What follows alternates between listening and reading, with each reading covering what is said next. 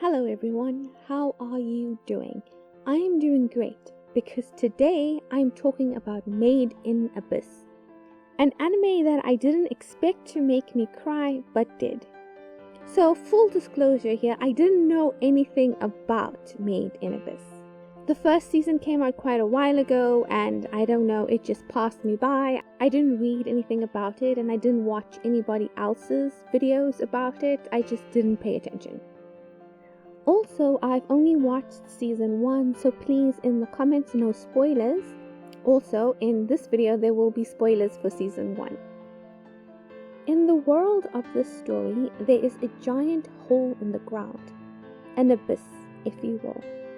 Now, this isn't just some ordinary hole, it contains a whole other world with its own unique creatures and environments and laws of physics. In order to officially explore the hole, you have to train to become a cave raider, whose ranks are shown by different colored whistles. The color also controls how far you're permitted to descend into the abyss. A very important thing to note is that there is a curse of the abyss, which triggers upon ascension. Basically, a person can get extremely sick and even die or lose their minds when trying to leave the abyss, and the effects get worse the deeper you go down. So what this means is that there is potentially a point of no return. You go so deep that it's too dangerous to ever leave. Also, no one has ever been to the bottom. We follow a girl named Riko, who is an entry-level red whistle, exploring just the upper level of the abyss. One day she discovers a robot boy named Reg, and the two of them eventually decide to go to the bottom of the abyss in order to find her mother, who was a famous white whistle who never returned from the abyss. Alright, so now that we have done some background, let's get into why I wasn't expecting this anime to pull at my heartstrings so much. The art style is kinda cute, and our main characters are kinda adorable. The color palette is gentle and soothing, and despite the vicious monster that first attacks Riko in episode 1, I wasn't expecting the extreme danger that comes later on. The second thing is that our protagonist is a 12-year-old girl. Surely nothing too bad will happen to this spunky little kid and her robot buddy. This perhaps is my fault for not listening to the show when it repeatedly mentioned how dangerous the abyss is. Like, the show does not pretend like it's not dangerous to go down there. But as the two kids descend, they're always able to overcome the obstacles in their way. Reg is this strange being, and we hope that he unlocks more abilities that will aid in their descent and keep them both safe. They're scrappy kids and there's a lot of cute and funny back and forth. Reg clearly has a crush on her, but she doesn't notice at all because she doesn't think of him as a human boy. And they have the safety of being the main characters. It's not like they're going to die, right? And then the kids descend into a new level and come across this thing. That thing is an orb piercer! Rick, don't fight it! And there really seems to be no way for them to escape or to defeat the beast. As I was watching this, I was just thinking to myself that any second now they'll figure it out. Then Riko gets poisoned, and I'm still thinking that they'll figure it out. I mean, Riko can't die, she simply can't. And then Reg has to move her to safety, which requires going up, which we know is a very bad thing to do because of the curse. But it's the only option, that's what they have to do. And then we experience this very cute 12-year-old girl with a round face and chubby cheeks bleeding from her eyes and nose and mouth, and her hand is poisoned and swelling, and she's dying. The only solution is to cut off her arm between her elbow and her wrist so the poison doesn't spread. And I'm thinking, surely not. Surely this little girl isn't about to lose her arm. But then he begins the process of cutting off her arm, but he doesn't do it fully, and then it's just hanging, and it's just a mess. And oh my God, how are they going to make it out of this and still be okay? Rico?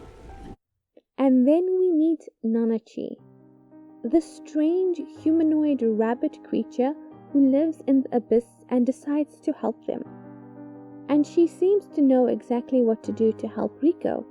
And she has a nice, safe home where the little girl will be able to rest and recover from her serious injuries. Nanachi is also able to save Rico's arm. So it's like, okay, now we can relax, right? The ordeal is over. The worst part is done. The kids are safe. Right? The kids are not okay. This next part is what actually made me cry. Nanachi lives with this misshapen, seemingly mindless creature named Mitty. At first, I assume Mitty is some abyss creature that became Nanachi's pet. But that's not the case at all. Both Nanachi and Mitty were once girls themselves.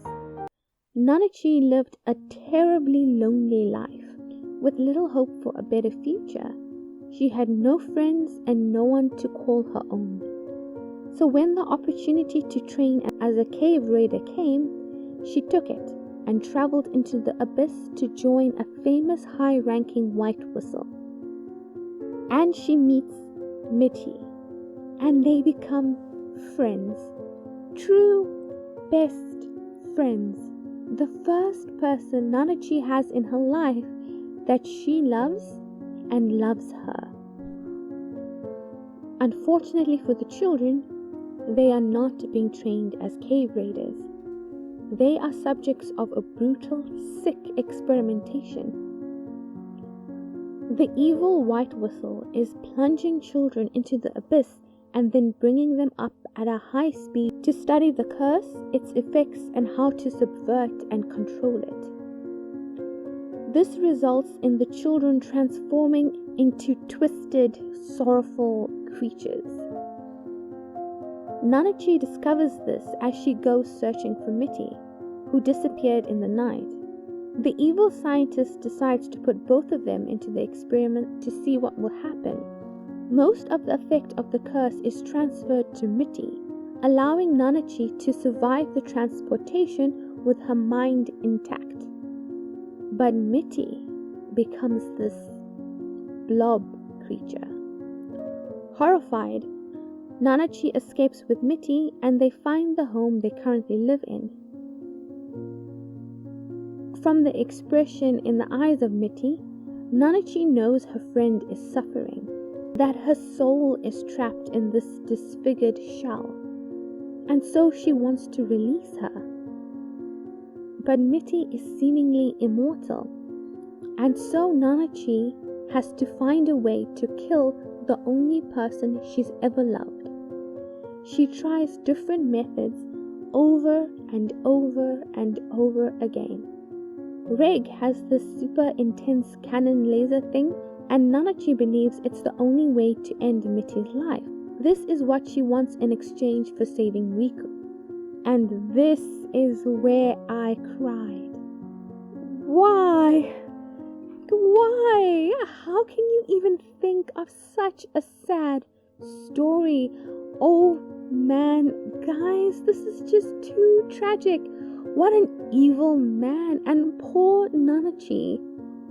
This really broke me. It's such a tragic tale. I wasn't expecting this cute anime to do this to me. And just look at Nanachi. She's adorable.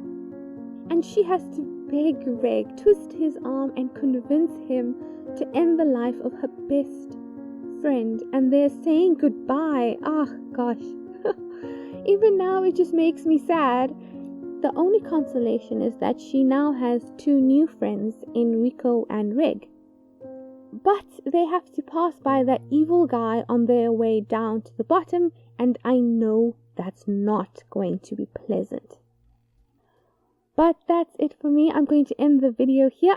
I'm all upset again over the story of Nanachi and Mitty. I hope that you enjoyed this video. If you did, please like, share, and subscribe. I've been Kayla. See you next time. Bye.